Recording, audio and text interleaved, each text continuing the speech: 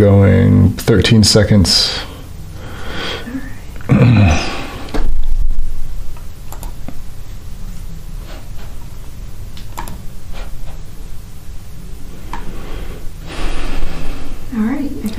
Live.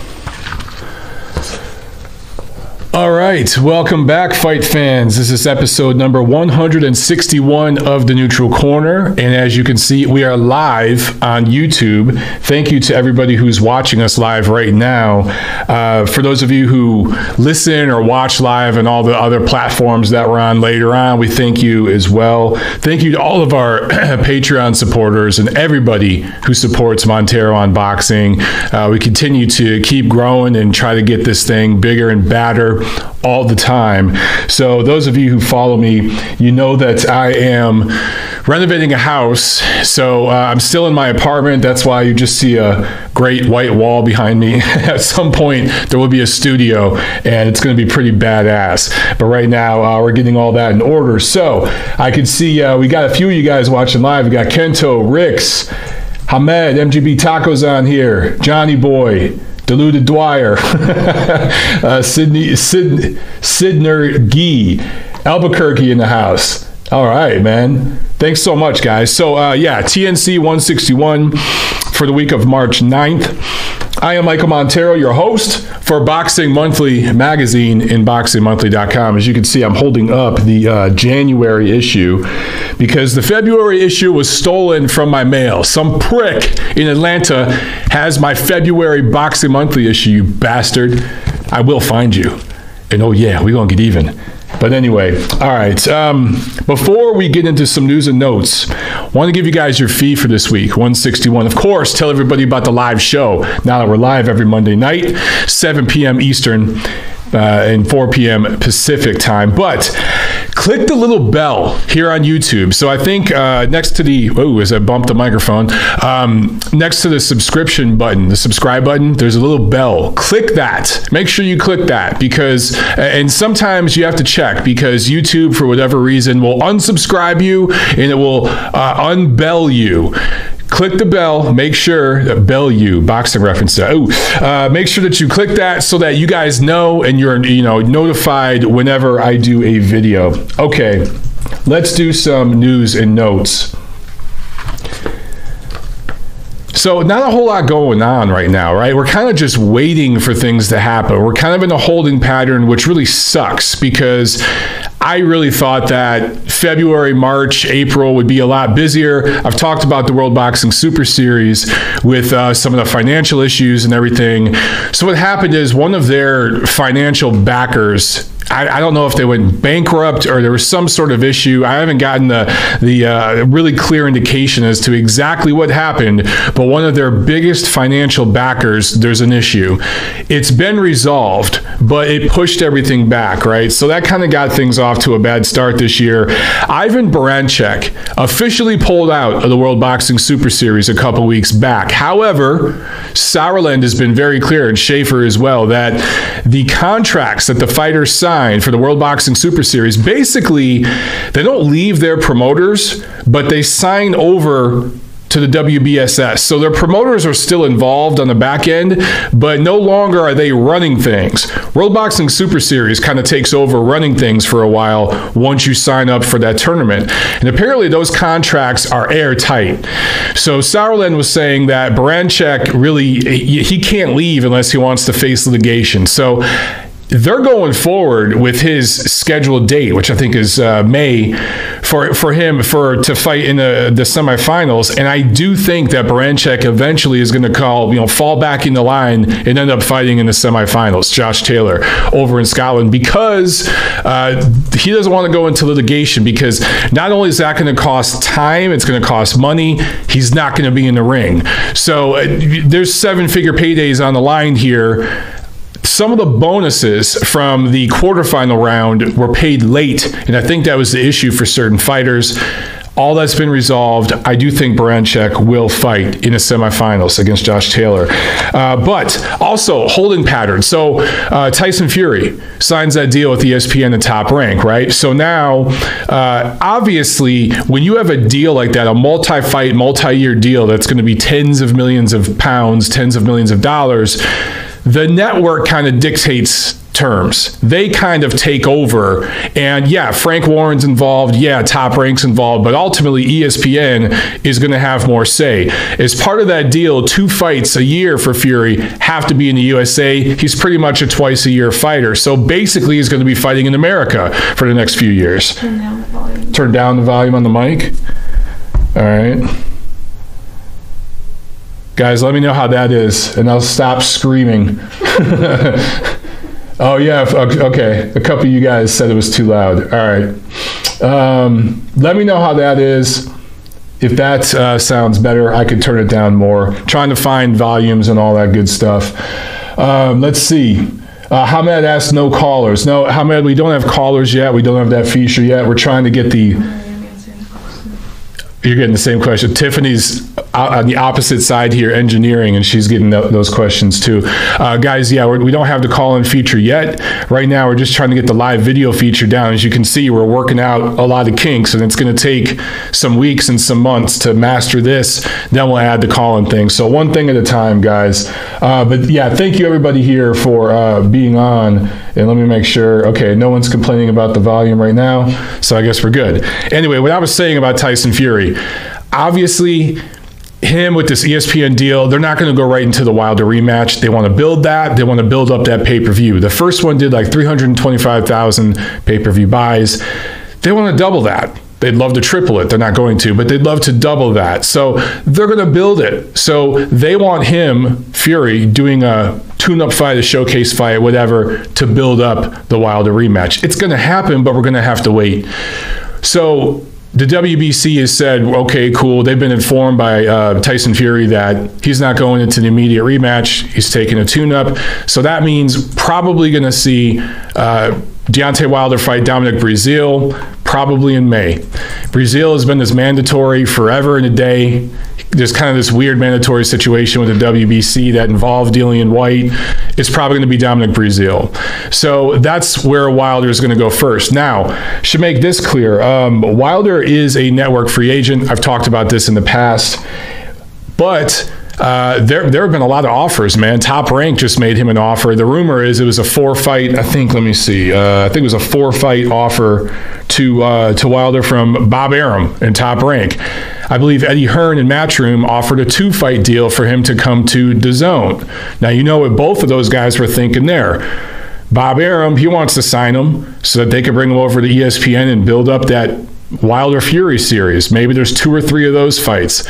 For Eddie Hearn, he wanted to bring him over to DAZN to build up the Anthony Joshua fight. So there's kind of a sweepstakes for Deontay Wilder right now. I think he's going to stay a network and promotional free agent and just let his options continue to build. It's a risky move by him, but let's see if it pays off for him. Anyway, yeah, guys, we're going to get Wilder Fury 2 later in the year, possibly early next year. I hope it's later this year. But the second half of the year, I think, is definitely going to be better than the first half. Just things got off to a slow start. One more thing, Gennady Golovkin. No news to report. I've been telling you guys for months, I think he's going to sign with DAZN, but a lot of you are frustrated that it's taking so long to sign. I share that frustration to a degree.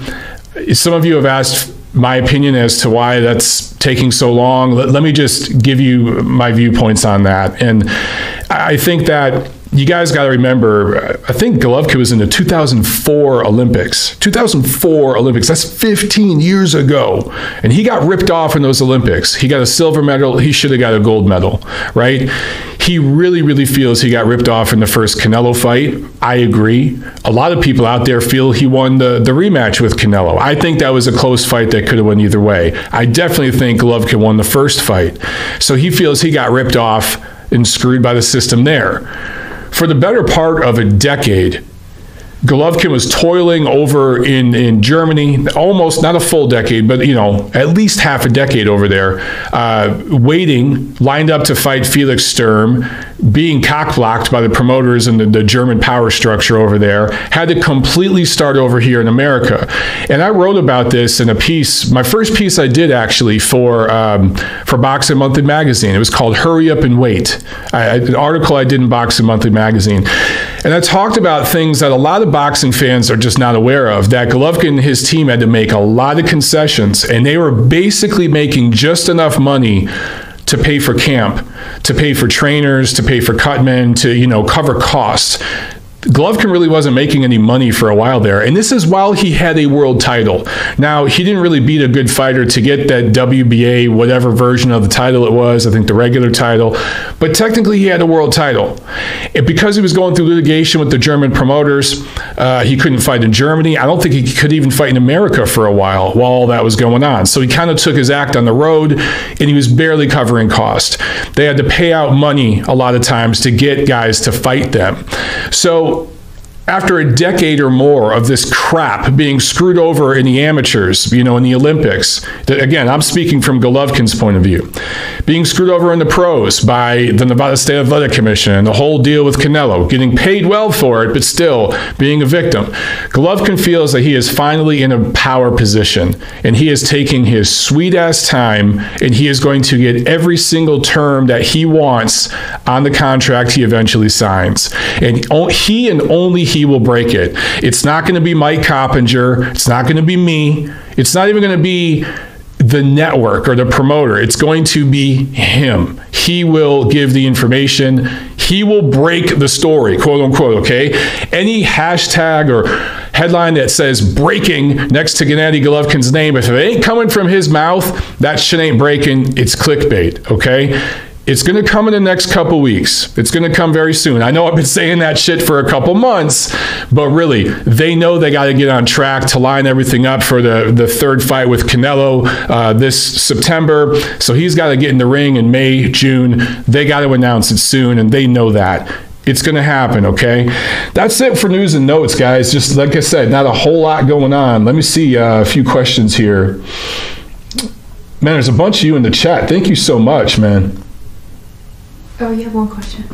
I do have a question from who? I see a bunch of them here. Your phone. Thoughts on Teofimo Lopez versus Totley? Is that the one you're talking about? Where's your phone? That's from Clint? We're going to get fancy. Okay.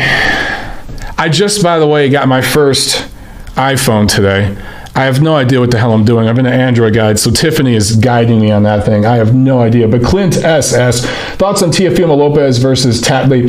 That is on, what card is, I think that's on the Crawford Khan card coming up. I think that's great exposure for Lopez. It's going to be in New York, obviously, and he's from New York. It's going to be pay-per-view. I don't know how well the pay-per-view is going to do, but I do think that... those are where your questions will be. Okay. I think that's going to be a good showcase fight for him. I think it's, I don't know a whole lot about Totley, but I know he's not nearly as good or as seasoned, at least, as experienced as Magdaleno. So I think that I expect him to look really, really good and put on a real showcase. That's a big opportunity for him. Top rank, man. They're doing a great job with him. He's making it pretty easy, though, because he looks so good. Let's see. It's Crucial. Asks, what do you think about Manny Pacquiao? I don't know. What do I think about what? About Manny Pacquiao? I know he's probably going to be there for the Spence Garcia fight, ringside. He talked about that this week, and it'll be interesting. If Spence absolutely murks Garcia, which a lot of you guys think he will in like 3 or 4 rounds, I don't see Pacquiao fighting him. If, let's say, Garcia pulls this amazing upset and wins a decision, a very close, maybe controversial decision there in Texas, and just pulls this off, it becomes, at that point, if Garcia beats Spence, he's a top 2 or 3 pound-for-pound fighter. He might be the top guy. I don't know if I'd put him that close. It would depend on how he won. Either way, he'd be in the discussion, top 3 pound-for-pound, right? At that point, I think Pacquiao would want to fight Garcia, and I think it'd make a hell of a lot of sense. So he's going to be there watching, plus it's going to be a chance to be seen, and Manny likes to be seen. Okay, Sarah Lechak asks, what do you see happening on Jacobs, Canelo, who wins and how? You know, I do think Jacobs poses some stylistic problems for Canelo. He hasn't fought anybody that tall and skilled and rangy, but I like Canelo's body work and his come forward style, the way he fought Golovkin in the rematch. I think that will serve him very well if he fights that way against Jacobs. Jacobs likes people coming to him, but Canelo has underrated head movement and defensive ability. I think he's going to slip a lot of Jacobs' work. Jacobs simply is not busy enough, and he will get outworked and lose a decision the way he did against Golovkin. All right, Johnny Boy asks, I'll ask a quick question, bro. Do you think we'll eventually see a Lomachenko-Teofimo Lopez fight? Yes, I do. That's an all-top-ranked fight. I do think we will eventually get it. The sooner it happens, the more it favors Lomachenko. The more time it takes to happen, the more it favors Lopez.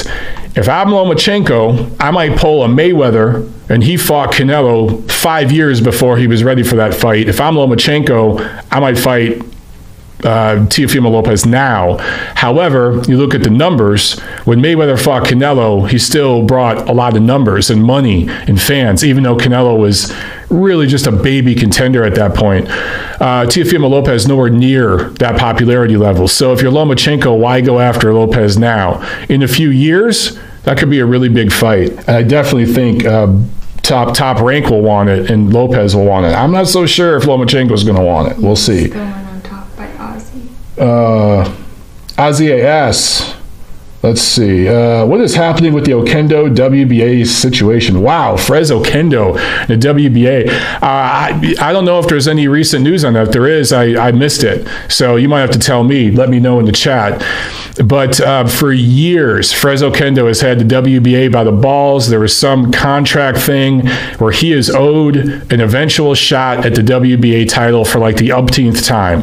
The WBA, because they have 5 billion versions of the title in every division, they get locked into these legal situations sometimes. And Frez Okendo has just had something on them. I can't even remember the specifics of it, but it goes back to a contract. You're talking years ago. This might go even 5 years ago or something like that. It might be that old. And because Okendo just doesn't fight a lot and everything's tied up in court, he's always done more fighting in court, and he's, you know, a lot better at that than he is at fighting in the ring. At some point, he's owed a shot at a version of that title. I don't know the situation right now, though. Let's see. It's crucial. Mayweather versus Pacquiao 2. Your thoughts, Michael? They'll probably do it again at some point. I've been saying that for years. I wouldn't buy it or pay for it, but a couple million of you will. And I will say this, 2 things. Number one, I hope that they're smart enough not to put it on pay-per-view and to put it on Fox, PBC on Fox, because it could do record-breaking numbers, like seriously, like Super Bowl-esque numbers. It really could if they promoted it the right way. But if they don't go pay-per-view, I think that'd be awesome. We all know they will because Floyd's involved and Manny. They both love pay-per-view money. But because at this point, in the first fight, Manny had slipped more than Floyd. Floyd was closer to his prime. Now they've both slipped. So that might actually make the rematch more fun. Okay, a couple more questions, guys, and then I'm going to get into the review. And I'll get back to some of these questions later in the episode. That's what's cool about the live show. I can, every few minutes, answer a few questions, right? I'm going to answer one more, and then we're going to get into the review. James Patterson asks, does Loma dominate Anthony Crolla? Yes. In a word, yes. Crolla will keep coming and he'll make it competitive, but Lomachenko will dominate. Absolutely. All right, guys, let's review what took place last week.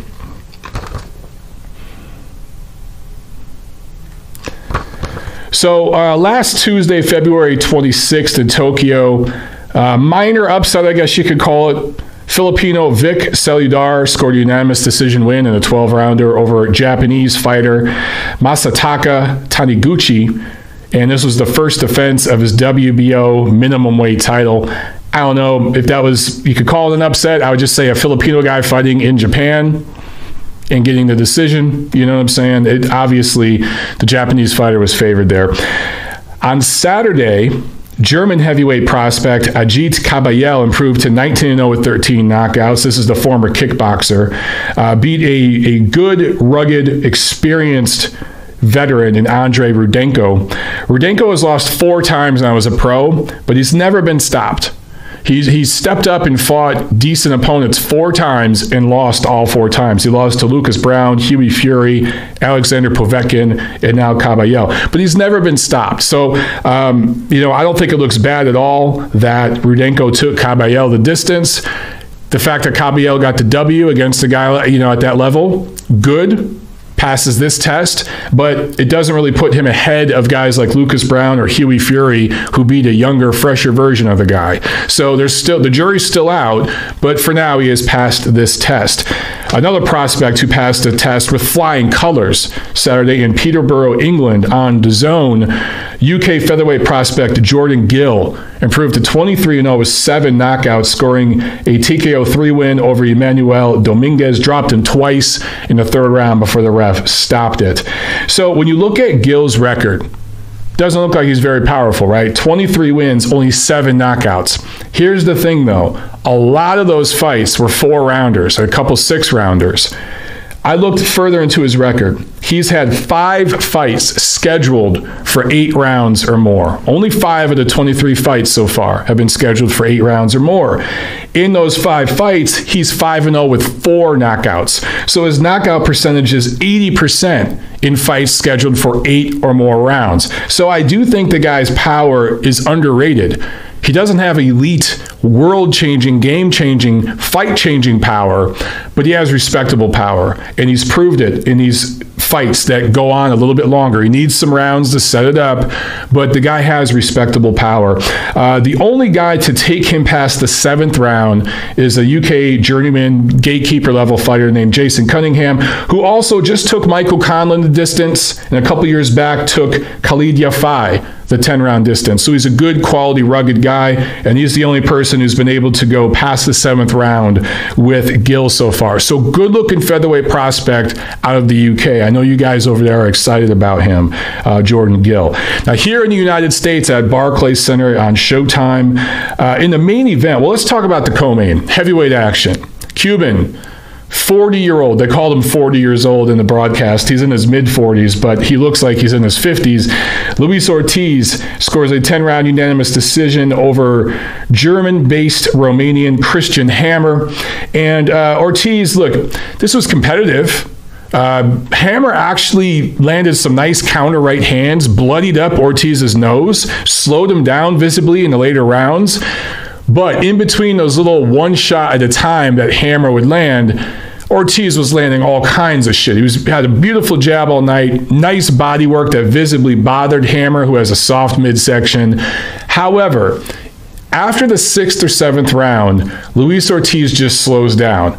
And I saw visibly just the body language, the little bit of fighting experience I have, I could read it on his face because I can see those things, that nuance. He knew he wasn't going to get Hammer out of there, and Hammer gave him enough to think about with some of those counter right hands to where Ortiz kind of pulled back. He hit the brakes a little bit. In the 7th, 8th, 9th, 10th round, he worked, and he landed combinations and everything, but he didn't throw everything in the kitchen sink at Hammer. He kept it under control because the guy, he's old. He has some health issues. We've talked about this in the past, and he's just not the same fighter after 6 or 7 rounds. So if you fight anybody, whether it's Anthony Joshua, Deontay Wilder, Tyson Fury, if you fight Luis Ortiz, this dude is dangerous as hell the first 5 or 6 rounds. Ask Deontay Wilder. He was all but out for a while against, I can't remember what round that was, maybe the 5th round or something against Ortiz, right? Dude's dangerous. But after the mid-rounds, he fades. So all you got to do is play, I don't want to say play 4 corners defense against him. You got to punch and make him work. But if you can survive the first half of the fight with Luis Ortiz and you have the skills to box, you're golden. That's pretty much what it is. Now, against a guy like Christian Hammer, who's a journeyman, Ortiz is fine fading late in the fight. And he looked fine in this fight, no worries. But against those elite, the big 3 in the heavyweight division right now, ain't going to get it done. So that's the story with Luis Ortiz. But one thing, he has fought 3 times since losing to Deontay Wilder last March. So 3 times in a year. I like that. At his age, keep this dude busy. He's fighting journeymen, yeah, but they're tall, sizable, experienced journeymen. Good work for him. It's it's rounds, it's sparring basically, and it keeps him busy, keeps him in shape for that eventual either rematch with Wilder or a title fight with one of the other guys that I mentioned. So good for him. Now in the main event, Brian Carlos Castano and Erislandy Lara fight to a split draw. One judge had it real close for Lara, one real close for Castano, one had a draw. And so Castano keeps his WBA junior middleweight title. Lara, of course, was coming off that loss, that tough loss to Jarrett Hurd last April. It had been almost a year outside the ring. Castano beat a French journeyman level fighter, Cedric Vitu, for the full version of his WBA title. This was a big leap in opposition for him. I thought at times he looked a little confused, a little overwhelmed maybe by the moment. Just some of the body language I saw in his corner. He just was kind of shaking his head and visibly frustrated. But give him credit. He kept doing what he does. One thing we learned in this fight, Castano pretty much has one speed. If he was a pitcher, he just throws fastballs. That's it. That's all he's got. He doesn't have a curveball. He doesn't have a slider. Doesn't have anything else, right? Doesn't have a knuckleball. Fastballs. So Lara, at first, won the first couple rounds, but then the third, fourth round, it started to look like Castano's pressure was really having an effect on Lara. Some of the body language, you could see it was bothering Lara. But Lara made an adjustment, I believe, in the 5th round, and he knew what was coming at him. He saw that one speed, and he just made an adjustment. Lara, being the crafty veteran boxer he is, he saw what was coming at him, and all night, I couldn't understand. Lara was just moving to his left. I don't think Lara moved to his right once. And Castano, he cut the ring off pretty well. But I don't understand. Like, he could have cut the ring off better. He could have just moved to his right all night long. Get off, move to your right. Get off, move to your right. Make Lara change direction. Make Lara change what he wants to do. Instead, he followed Lara around for a lot of those later rounds. After 10 rounds, I had Lara ahead 96-94, 6 rounds to 4. I thought Lara was winning the fight. But in the 11th and 12th round, Castano came out, balls out, threw over 200 punches in those last 2 rounds, and outworked and out-hustled and beat Lara in those 2 rounds to earn the draw. I thought the draw was very just. So I know some of you guys hate punch numbers, but this is a case where they matter. In the last 2 rounds, Castano landed 44 out of 206 punches, all right? 21% accuracy. Lara landed only 24 of 144 for 16% accuracy. So all this matters. Castano threw a lot more. He landed almost twice as much, and he landed with better accuracy. Now, Lara was shooting shots upstairs, pot-shotting at the head, 1 punch at a time. Castano was working the body. The body shots don't look as flashy to some of you guys, because some of you guys see the jab snapping the dude's head back, and that looks impressive to you. But I'm telling you, particularly you guys who have sparring and or fighting experience, body shots matter. And a lot of times, those body shots do a lot more damage to a fighter than a nice, snappy, impressive-looking jab. It depends, okay? Nuance matters. But for my money, Castano, those body punches did the better work in those last 2 rounds. He won them. The draw was just. Lara, sometimes he just gives fights away. I thought he did this against Canelo Alvarez back in Vegas several years back. Tiffany and I were ringside for that one. We covered that one live. And I remember watching it thinking, Lara's going to beat Canelo Alvarez. Holy shit. And then he let himself get outworked late. It's just something he does, and it's on him. You can only complain about getting ripped off so much, man. So that's that. If they do a rematch, cool. I think for Lara, it'd be better to do a rematch with Castano. If he does a rematch with Hurd, I think he's going to get hurt. I think Hurd is really, really good and only getting better. Castano, I don't see an elite level type guy here. I see a guy who's going to hold this title for a while and eventually lose it. That's what I see. One last card last Saturday was in Columbus, Ohio. This was the one that was streamed live on DeBella's site. And New Zealand heavyweight Junior Fogg proved to 17-0 with 10 knockouts with a TKO-1 win over French journeyman. It was a rough night for European heavyweights. Junior Fogg is 6'5", 29 years old. He's got, anytime you're that big and you're that big and you can move a little bit and you have some power, people are going to be excited, but the jury's still out on this guy big time. He's really a project. All right, that's it for the review. Let me get to a few questions, and then we will go into the preview for what's coming up this week. Let's see. MGB Taco asks, how do you see a Benavidez Plant fight going? Whew. You know, right now, dude, if they fought right now, I'd favor Plant because Plant's been active, and I just think he could outbox Benavidez, who can be a little one-dimensional. If Benavidez gets active again and he's comfortably making 168 and he gets a couple fights in and in his rhythm, Benavidez can win that fight. But that would be a really, really good one. I'd love to see that. Hamed asks, Mike, any news on UCN Live? Okay, UCN Live, let me talk about this for a second, just to give you guys just a lowdown. UCN Live is basically no more. It kind of has been stuck in a holding pattern for a while. The talent, if you will, I'm going to use air quotes when I say the talent, because, you know, I know that sounds corny to say that, but the on-air talent at UCN Live was upset about money. Those of you who follow my channel, you've heard me talk before. There was about a year almost where I did not do 10 count. I did not do the show on UCN Live because they didn't want to pay me what they owed me. And we had an agreement. There's a certain dollar amount, you know, a certain contract rate, a day rate, if you will, that I'm supposed to get for appearances. Some shows and stuff I call into because it's just fun. And, you know, certain podcasts and stuff I'll guest appear on because it's fun.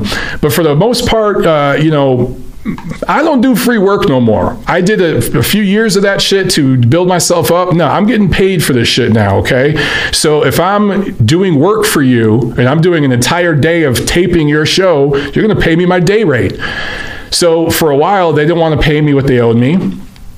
I didn't show up and be on the show. And a couple of you guys, to your credit, thank you very much, you started to blast them in the comments section on the episodes that they did post. Where the hell's Montero?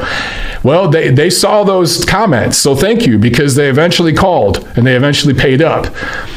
They got me paid up to where I was supposed to be, but after another year or so, again with the money issues. And what I can't understand with UCN Live is the investors were television producers. I'm not going to say their names, but there are investors on the back end who are multi-millionaire television producers who work for massive studios that worked on huge films you guys grew up watching. These guys got money and they know how this stuff works. They just didn't want to invest in the product. And it sucks because they had a really good team of people, not just in front of the camera or on the mic or writing, but they had really good people, you know, industry people who work in the entertainment industry doing their mics, doing the lighting, filming stuff, editing stuff. They were paying those people because those people, you have to pay them. On-air talent, sometimes you can get that for free. A lot of the stuff you guys watch, even if it's on TV, if it's independent, not union, those actors aren't being paid. So, and it's the same thing in the media. You'll see a lot of people doing pro bono work and stuff like that, you know, pay-per-click, that kind of shit. So the people behind the camera always get paid. You have to. But the people in front of the camera get screwed sometimes. And enough writers and people in front of the camera bitched and complained, and we all kind of just got together and talked about it and said, you know what, screw them. Until they want to pony up and start paying us, we're not even, my day rate is much higher than UCN paid. And I could say the same thing for Doug Fisher, Steve Kim, and other guys. They usually get paid way more to do shows than UCN was paying. We were all doing it just because we enjoyed working together and it was a great project and it had so much potential. But one of the founders, Damon Bingham, passed away couple years back. After he passed away, management kind of just fell through. And that's I could rant about that for another hour, but I'll just leave it at that, guys. UCN Live is basically no more. And it's a shame. Maybe one day they'll want to pick it back up. And if they do, the brand is right there and we'll all jump right back in. But as of right now, it's floating out in the universe, out in space somewhere.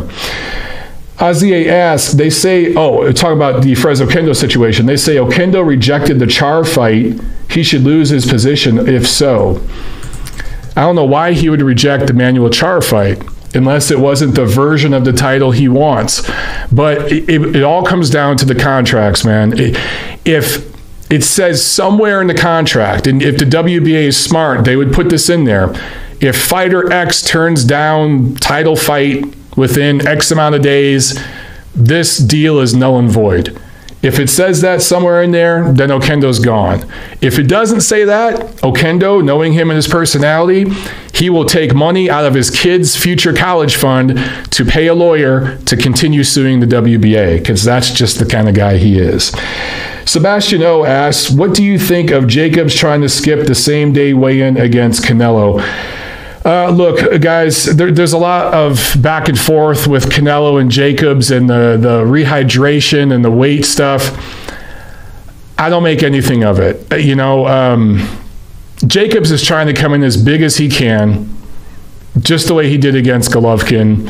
And Canelo's going to try to do the exact same thing. These are two guys who rehydrate and swell up a lot after the weigh-in. And they're both going to try to wiggle around and find ways to do it. In the end, is any of that really going to matter? Have any weight on their fight? I don't think so. I still think Canelo, it's in Vegas. Canelo just has to be competitive in rounds. He's going to get them. He's going to win a decision. That's what's going to happen. Okay, so as he adds, what do you think about Canelo enforcing 10-pound rehydration clause in the contract and lying it was the IBF? Yeah, again, this is going back to the IBF rehydration clause. That's true. Here's the thing. The IBF rehydration clause is only if it's for an IBF title fight. If it's a unification fight, that clause is null and void. So, the thing is, if Canelo wants a 10-pound rehydration clause, they could write that into the contract for that fight with Jacobs. Again, ultimately, I don't think any of it has anything to do with how the fight's going to play out. I still think Canelo's going to win a decision, and I think that it's kind of much ado about nothing, honestly. To me, the bigger story with this whole thing is that it's in Vegas, and that just kind of changes the whole aura of it and all the rules and everything behind it. So, yeah. James Patterson asks, Lara's defensive skills overlooked. Yes, James, yeah, by a lot of people, I do think they're overlooked. Very good defensive fighter, doesn't move quite as well as he used to. At times, to me, looked very predictable Saturday night. It's easy for me to say that from my damn couch. It's hard to catch a guy like him that's so slick. But he used to move to his right, to his left. He used to back up. He used to have more upper body movement. His feet moved a lot faster. All I saw him doing Saturday night was sliding to his left over and over. He'd tie up, slide to his left, tie up, slide to his left. And Castano really couldn't do a whole lot about that. All right, a couple more questions here. Pound for Pound asks, if Bivol beats Smith, who does he fight next? Why has talk of Kovalev Bivol died down? That's the fight to make, number 1 versus number 2. Both are with main events. They almost did it last year. Why not next? Okay, so Bivol will beat Smith. Smith, I'll talk about that fight later in the episode, but just too inactive, man. But Kovalev, I believe, is a network free agent, technically. Yes, he's with main events. Bivol, however, is on the zone, and he's with World of Boxing as well. So he has a co-promotional situation right now. So he's got to fight in the zone, and they've got other things planned. He just did a deal with them. They're going to go their way. I'd rather see Kovalev Beterbiev. And I think that's a doable fight. I think that fight makes a lot of sense, and I'd rather see that first. I do agree, though, that right now, probably Kovalev and Bivol are the number 1 and number 2 guys. But because of the situation, the fractured network situation, I don't think we're going to see those two fight anytime soon. I do think it can eventually happen, though, because Kovalev, if he wanted to, as far as I understand it, he could fight on DAZN. Okay, second question from Pound for Pound, then we're going to move forward here. Why is it okay for Canelo to risk the Triple G trilogy, risky May fight versus Jacobs, but it wasn't okay for Triple G to risk the first Canelo fight with a risky Saunders fight beforehand, and now apparently Triple G isn't allowed to risk the Canelo trilogy and risk fighting Andrade in May either? Why can Canelo fight top 5 guys in between, but not Triple G? All right, so this is very loaded, dude. The Billy Joe Saunders thing, look, Golovkin never ducked Billy Joe Saunders. Billy Joe Saunders has spent an entire career ducking and avoiding everybody and, you know, testing positive for banned substances, and now he's moving up to super middleweight, so he shouldn't even be a part of this discussion. As far as Canelo Jacobs, that fight was signed, sealed, delivered way before anybody knew what the hell Golovkin was going to do. Golovkin's been talking to Top Rank, PBC, the people at DAZN, and Canelo's not going to sit around and wait for him. And as I've talked about before, Canelo and Golden Boy, they didn't want to fight Jacobs right now. That's coming from DAZN. DAZN is bleeding money. They need subscribers. They have to make big fights. DAZN they can't force, but they did everything they could to influence Canelo fighting a top 5 guy this May.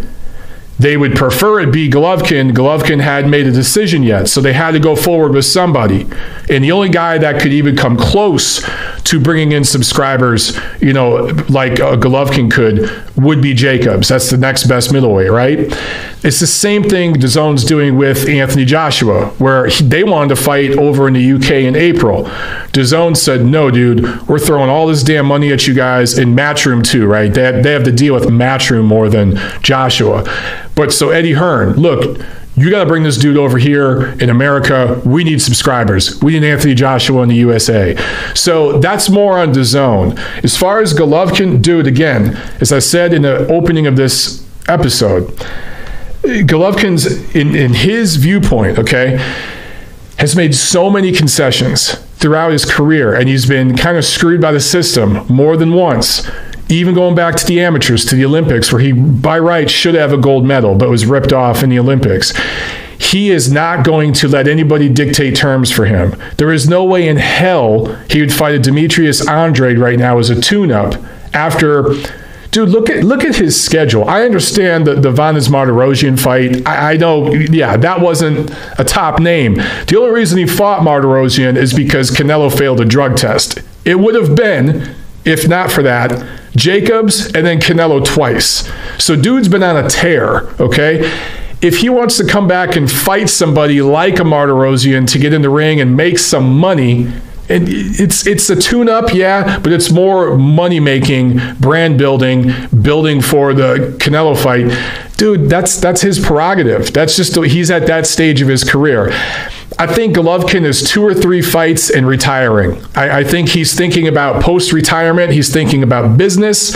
He's thinking about buying a piece of DAZN and having his promotional company be tied in with DAZN contractually after he's gone. So his mind is half out the door already. And yeah, he's not going to... It's not necessarily just risking the Canelo fight. Dude, Canelo has a fight scheduled right now. He's fighting Jacobs in May. Who the hell do you want him to fight? You want him to fight Andrade right now on 2 months' notice? Not happening. That's just not how this thing works. All right, guys, let's preview what's coming up this week. As I sip my drink, I love these little bubble drinks.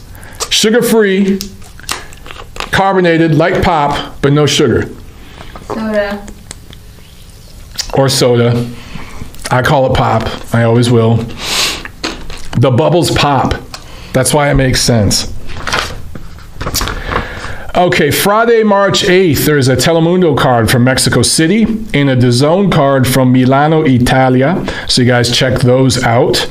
And in London, there is a card from Queensberry Promotions, Frank Warren's promotional outfit, that will be on ESPN Plus here in the US of A, and of course BT Sport over there in the UK. In the main event, Liam Williams going up against Joe Mullender for the British middleweight title. Liam Williams, since those two fights with Liam Smith back in 2017 at 154, where he spent the bulk of his career, he's kind of been all over the place weight-wise. He fought 3 times last year at 169 pounds, 174 pounds, and 159 and some change. This fight will be at the 160-pound limit because, again, it's for the British middleweight title. And then prospects on this card. Anthony Yard, undefeated light heavyweight prospect, 17-0 with 16 knockouts, going up against Travis Reeves in a 10-rounder. Yard is one of these guys who posts Instagram videos throwing 5,000 punch combinations, looks the part, but he might be Chris Eubank Jr. 2.0. We don't know yet. We'll have to see. Hasn't fought anybody yet. Called out Sergey Kovalev last week, which is hilarious. And I think it was Frank Warren who said Kovalev should come over to the UK and fight Yard and yada, yada, yada. We're going to beat him. Bullshit. You need to leave the UK to fight Kovalev because he's got the title, or any of the other titleists. You're not the champion, dude. You're a prospect who's fought nothing but pizza boys. Yeah, you're not fighting Kovalev right now or anytime soon. You're sure as hell ain't beating him. Anyway, so this guy, Reeves, has a nice shiny record, but he's beat absolutely nobody of note. He stepped up once in his career and fought Karo Marat in Germany and lost by TKO. So obviously Yard's going to win by stoppage here. And heavyweight action, Daniel Dubois, who is 9-0 with 8 knockouts, 6'5", 21 years old, best looking young heavyweight prospect out there, at least the most upside. He's very raw, but he's only 21, all that size. I've been saying it ever since he went pro. Dude needs rounds. His first 4 or 5 fights were like a round or two. He was just blowing these guys out. Well, he's getting rounds in. He went the 10-round distance with Kevin Johnson last October. That was his first time going past the 5th round in any fight. And now he's going up against Razvan Kojanu, who's a Romanian fighter, tall guy. I think he's 6'6", 6'7", something like that. He's lost 3 in a row, but he usually goes rounds. Now, Luis Ortiz blew him out and knocked him out last year. But other than that, this guy, generally speaking, goes the distance or at least goes late in the fight. And I do think he's going to take Dubois rounds in this fight. I think that's good matchmaking from Frank Warren and their people to get Daniel Dubois some rounds. That is what he needs. Now, Saturday, March 9th at Dignity Health Sports Park, StubHub Center, in Carson, California, it is PBC on Fox. And this is TGB Promotions putting this together.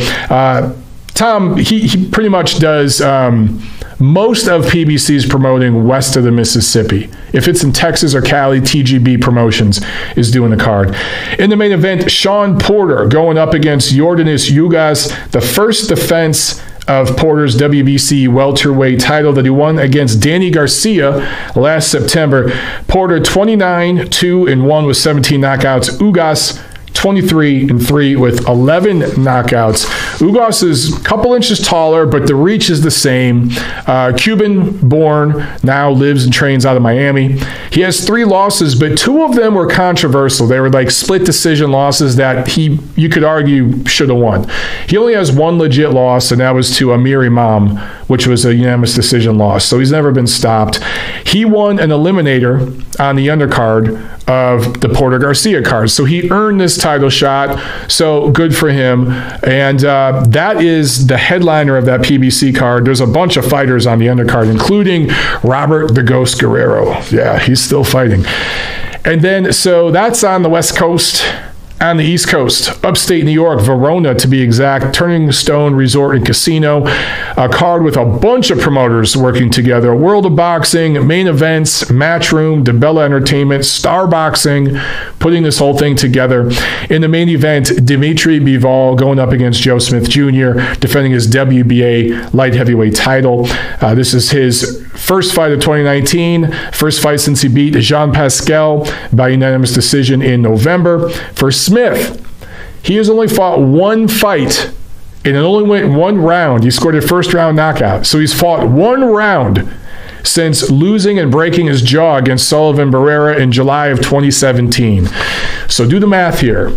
Over a year and a half, going on 2 years, only one round in the ring, and you're going up against a dude who might just be the best light heavyweight in the world. This is a rough one for Joe Smith Jr.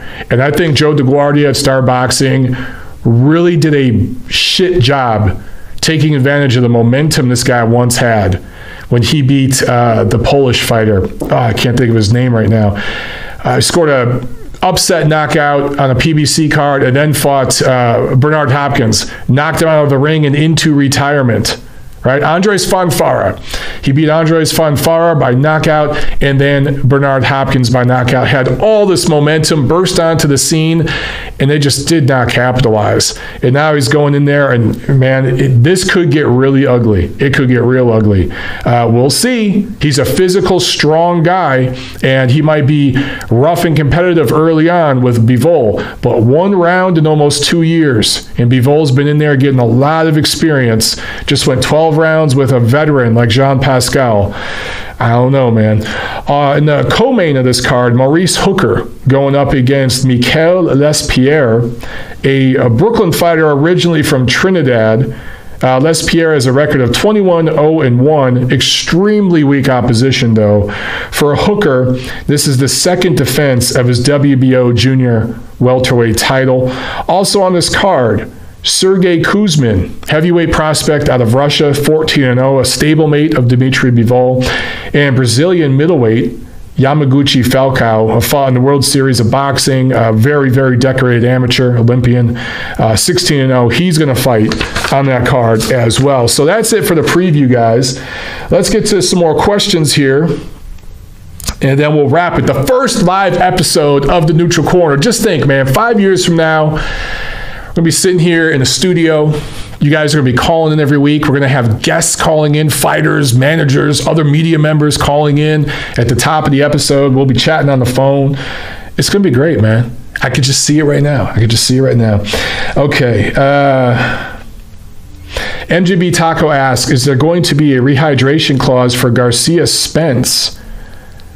As far as I know, I don't think so. I know that there's full VADA testing, but I know that the IBF is involved in that fight, but is it, you know what? I was just thinking that's a unification fight, but it's not.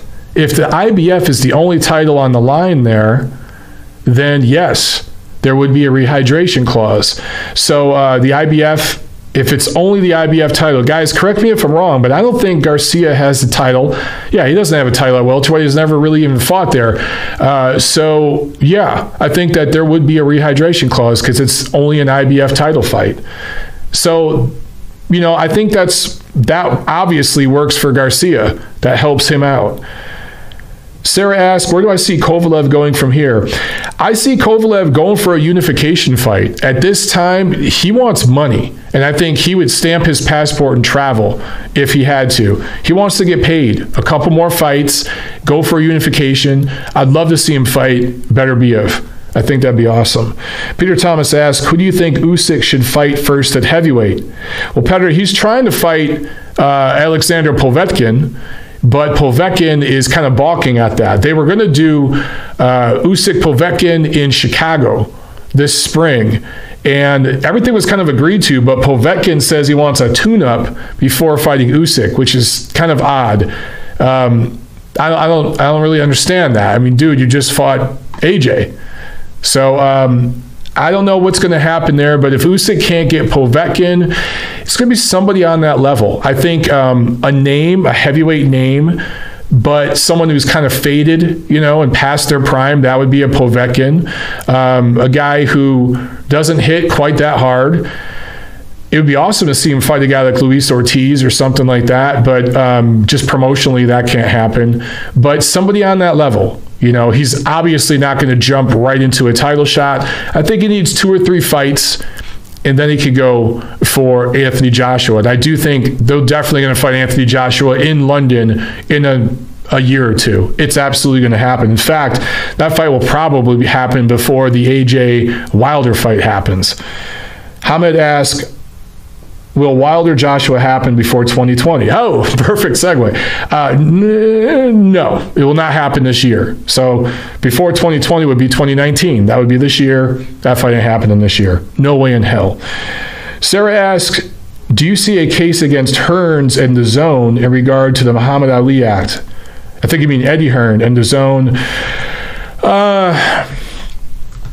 Without getting into a bunch of legality talk, legalese, Hearn isn't violating anything any more than Al Heyman does over at PBC. In fact, I think Al Heyman, some of the practices there are a little more questionable in regards to the Ali Act.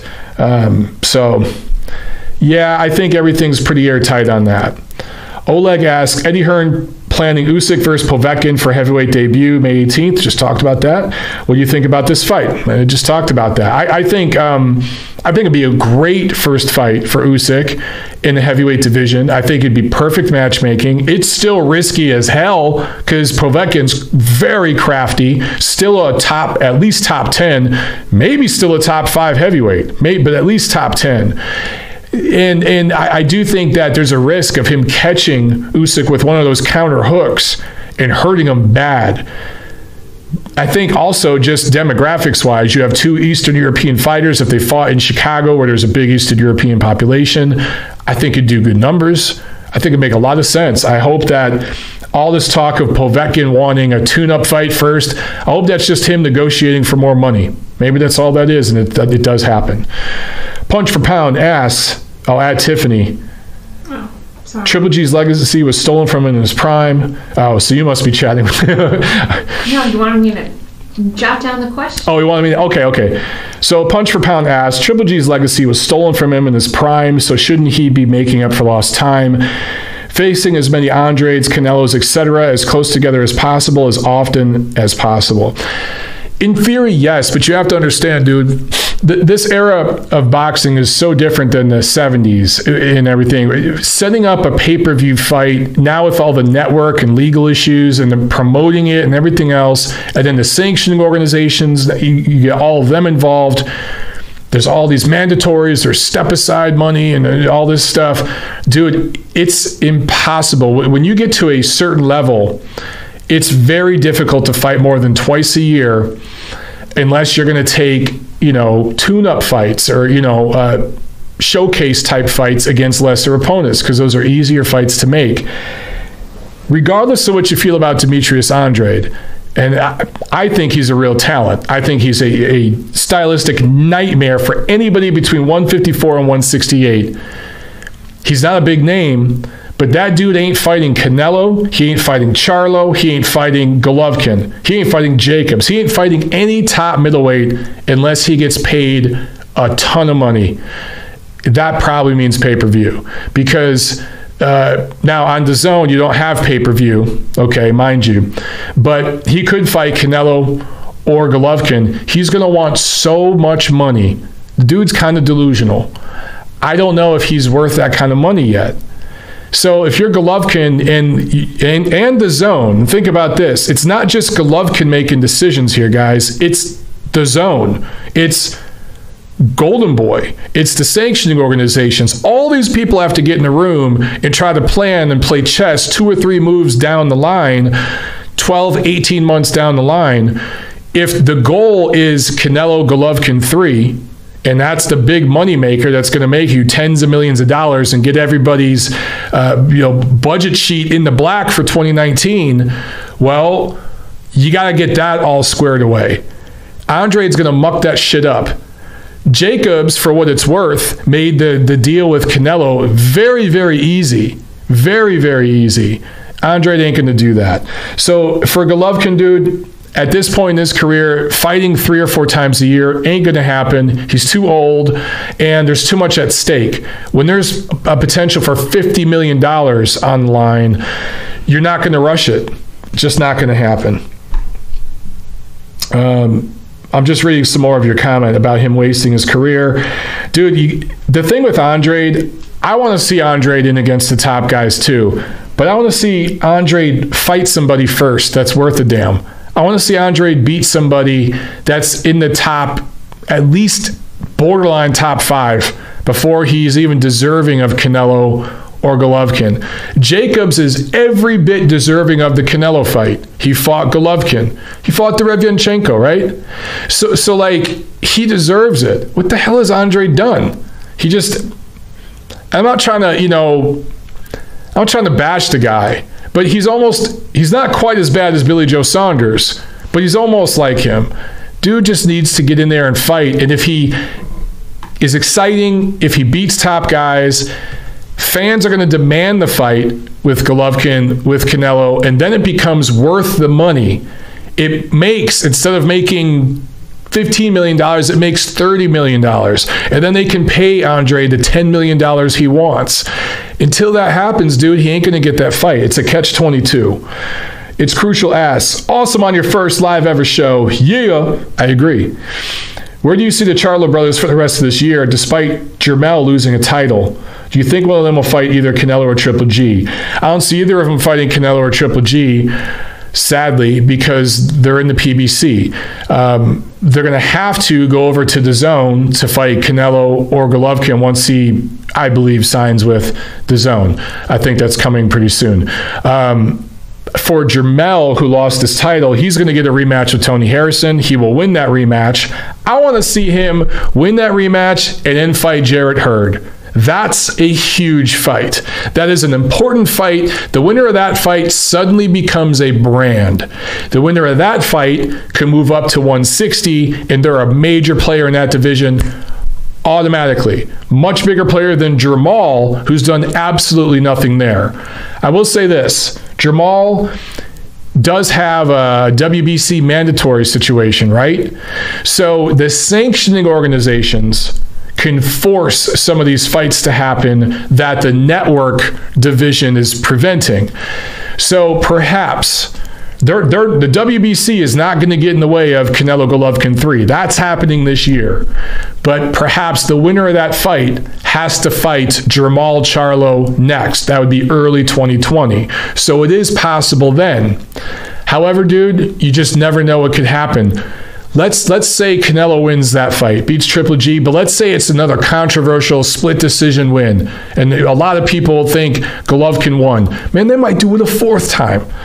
Canelo might take the WBC belt, just throw it in the trash. They might fight a fourth time. You just don't know.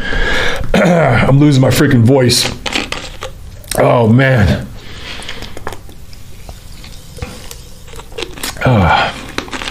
My picture was looking blurry there for a second. Beautiful. Yeah. Let's see. Hawker Mustang asks, how come Floyd looked like a chicken shit versus Manny, but it looked like a prime Mike Tyson on roids knocking out that little kickboxing Asian kid all across the ring? I don't know if that was a question or more of a statement there. Well, the little kickboxing kid is maybe a flyweight, and he's a kickboxer. So that tells you why Floyd went straight forward on him with a little bit of a beer gut, because he knew he was fighting a fraud against Pacquiao. He actually could lose if he wasn't careful. So that was a good question. Hamed asks, why do so many guys in the media regard Triple G as a top 10 middleweight, when arguably his best two wins are Jacobs and Brook? So I assume you mean top 10 all time. You know what? I think he's arguably in the discussion for top 10 all-time middleweight. I want you, now, based on accomplishment, maybe not. But based on head-to-head, based on what the dude has done, and also take into consideration his amateur accomplishments, they matter, okay? Name me 10 middleweights all-time that you would favor to beat Golovkin. Maybe you can, but there's not many that I could name that I'd be like, oh yeah, he's definitely beating Golovkin. There's some guys out there I'd slightly favor to beat him, but how many guys do you out there throughout boxing history, middleweight history, do you think, oh yeah, dude, I bet the bank they beat Golovkin. They win 9 rounds to 3, 10 rounds to 2. They mop the floor with Golovkin. There's only a few of them. So I think he's arguably in that discussion, dude. And then when you look at, he's kind of like Chocolatito. The majority of that dude's prime, unfortunately, a lot of you guys didn't see it. You just didn't see it. Chocolatito, I think, is criminally underrated by casual boxing fans who just did not see that. They thought his prime was when he was at 115. His prime is when he was at 108. It wasn't even 112. Chocolatito's prime was at 108. Golovkin's prime, the absolute best he looked, probably 2012 to 2015, maybe 2013 to 2015, somewhere in there. That is the dude's absolute peak. And, you know, he was just getting into a lot of the casual fans' consciousness around that time. So he's kind of, you know, just a victim of timing in that regard. But if you saw all those performances, yeah, he wasn't fighting killers. I understand that. But, dude, look at Bernard Hopkins' resume. Bernard Hopkins' best wins are over career welterweights. You guys forget Oscar De La Hoya started as a lightweight. Trinidad was a welterweight. And those are Bernard Hopkins' best wins. Now, he went on to have success at light heavyweight, but look at who Hopkins beat at light heavyweight. That was, you know, that was some smoke and mirrors going on there too. I give Hopkins tremendous credit. But you look at a lot of Hopkins. There was a lot of Antoine Eccles and shit like that in there, okay? He didn't necessarily beat just a string of killers all those years, particularly guys who were natural 160s. And we could say that about a lot of the all-time great middleweights. In fact, a lot of the all-time great middleweights, their best wins were against welterweights who moved up. That's just, there's a historical precedent there. It's happened a bunch of times. So I think Golovkin's worthy of that talk. Do I necessarily put him right there? I don't rate anybody all time who's active. You got to wait till the dude's retired. But he's in the damn discussion, okay? I think so. By the time he retires, I think he'll be in that discussion. Petter Thomas asked, do you think Fury's first fight with ESPN will be against the top 10 contender? No, I don't. I don't see that. It is what it is. Jason82 asks, my guy Montero, my guy Jason82, you coming to Philly fights next week, Farmer and Rosado? Unfortunately, no, brother. Tiffany and I are dying to get to a fight. We are going to Spence Garcia. We're covering that fight for Ring. That's why we're going. But right now, dude, it's just the house. We're trying to move in early May. So I still got to get a lot of shit done. I just put countertops in the kitchen today, and I started building a bar downstairs. So she put down tile floors. I built out a half bathroom behind our bar downstairs, and she put down tile floors in there this weekend. So we're trying to get that shit done, dude. Every weekend we're spending on the house until May when we move. Starting this summer into next fall, we will definitely be going to more fights. I would love to get up to Philly for one of those shows up there. It's not far from here in Atlanta. It's maybe an hour and a half flight. And I think it'd just be great to get up there and see. So we want to cover more of these fights, particularly on the East Coast and in the Midwest and stuff. And we will. It's just right now, dude, we're just getting the house together. Okay. One last question from October 4th. Oh, it's just a comment. He says, hey, brother, glad to catch you live for once. Great show. Thank you. And thank you all of you for tuning in. And first show, I think, was a success. And many, many, many hundreds more to come, hopefully. I'll see you at the fights.